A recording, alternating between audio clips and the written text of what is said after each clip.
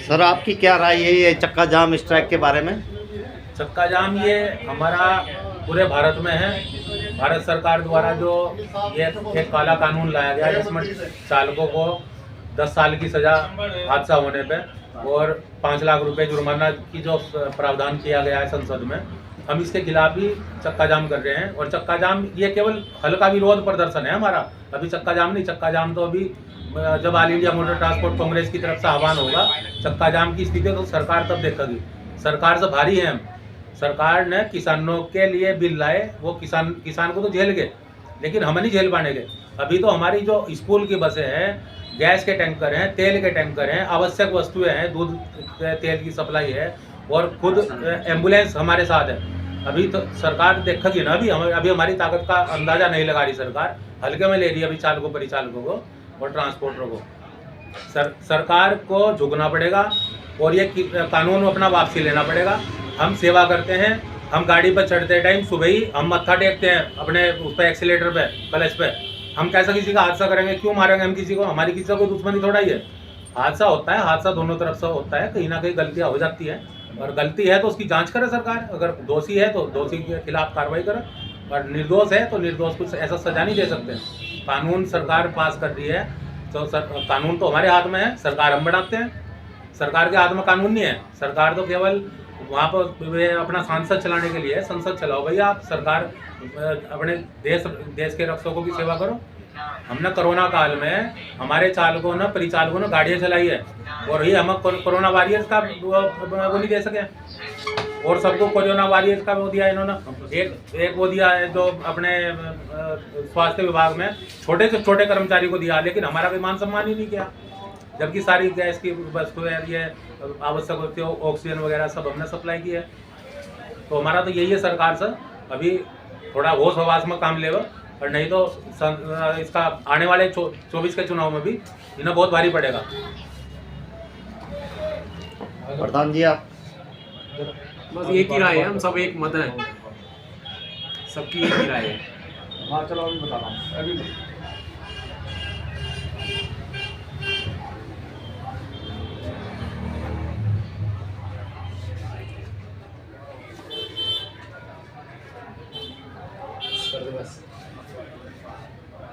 आपको श्री गोपाल नारसन का नमस्कार। डिवाइन मिरर हिंदी चैनल में आपका बहुत बहुत स्वागत है।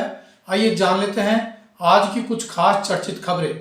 जैसा कि आप ट्रांसपोर्टर संगठन के नेता आदेश सैनी सम्राट की पत्रकार वार्ता के कुछ अंश देख रहे थे।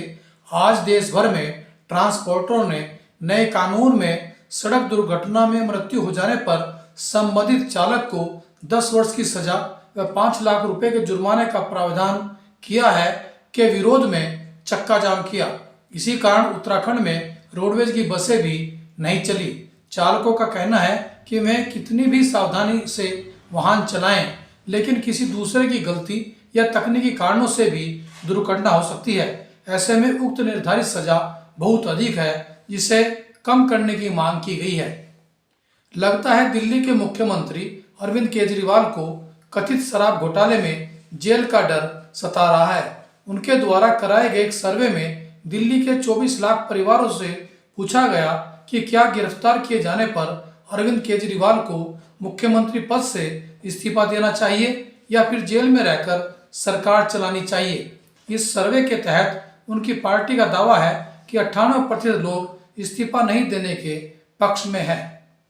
लोकसभा चुनाव से पहले कांग्रेस द्वारा राहुल गांधी के नेतृत्व में 14 जनवरी से 20 मार्च तक 14 राज्यों व 85 जिलों से होकर निकाली जा रही न्याय यात्रा के दौरान कांग्रेस की सरकार बनने पर न्याय योजना को लागू करने का वायदा भी शामिल होगा। इस न्याय योजना के तहत महिलाओं को प्रति माह 6,000 रुपये दिए जाने की व्यवस्था की गई है। सुप्रीम कोर्ट के सेवानिवृत्त न्यायाधीश संजय किशन कौल ने कहा कि कश्मीरी पंडितों को किसी भी सरकार ने न्याय नहीं दिया है।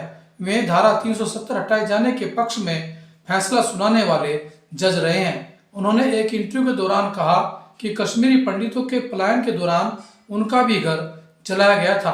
तब उनकी उम्र मात्र 5 से 6 साल की थी, लेकिन उनकी पीड़ा उनके फैसले का आधार नहीं बनी। संसद में पारित तीनों आपराधिक कानून संहिताओं के खिलाफ आज सुप्रीम कोर्ट में जनहित याचिका दायर की गई है, जिसमें नए कानूनों में पुलिस को इतनी ज्यादा सख्ती दी गई है कि मानवाधिकार का हनन हो जाएगा।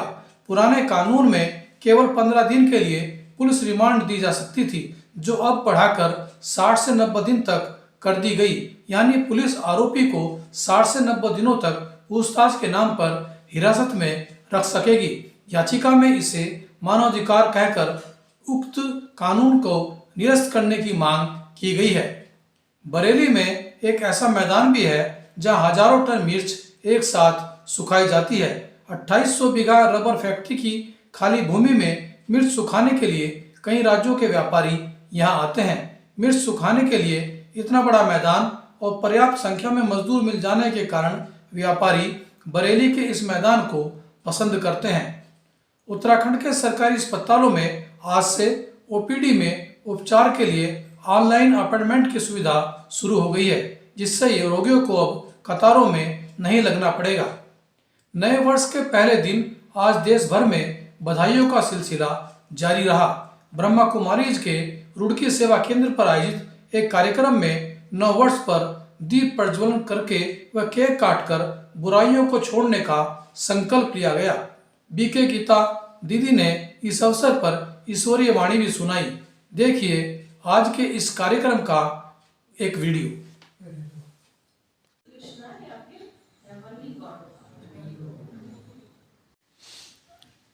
चलो हम रवि दीदी से शुभकामनाएं देते हैं।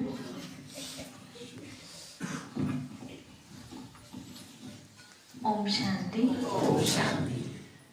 नववर्ष की शुभ वेला में आप सभी के जीवन में एक नई सकारात्मक सोच का संचार हो, जीवन के अंदर शक्ति आए और घर के अंदर खुशियां आए।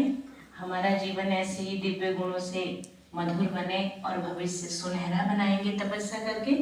और बाबा के जो ड्रामा की नॉलेज है, जो हमारे पास ज्ञान है, आत्मा और ज्योति बिंदु परमात्मा, आत्मा परमात्मा को याद करेगी तो उसको शक्ति मिलेगी, उसके अंदर मधुरता आएगी।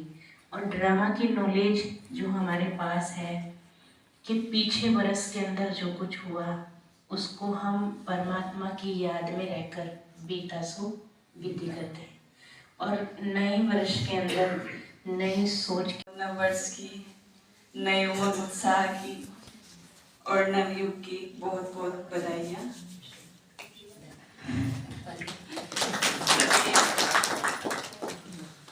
सब नव वर्ष को बाबा ने जैसे कि रात कहा, सब कौन है बाबा के? हाँ? कौन है हम सब? बाबा की आशाओं के दीपक है। तो हम नव वर्ष को कैसे मनाएंगे? बाबा की आशाओं को पूर्ण करके बनाएंगे। नए उमंग उत्साह, नया वर्ष, नया सब कुछ। तो बाबा को हम कैसे बनाएंगे? कैसे बनाएंगे? सब कुछ नया, तपस्या करेंगे खूब, नया उमंग उत्साह, नया सब कुछ। और उसमें हमारे साथ कौन है? बाबा। नव वर्ष आते ही बाबा का तपस्या मास आ जाता है, जिसमें और ज्यादा शक्ति बढ़ जाती है। तो मैं इन्हीं शुभकामनाओं के साथ happy new year. Om Shanti. Om Shanti.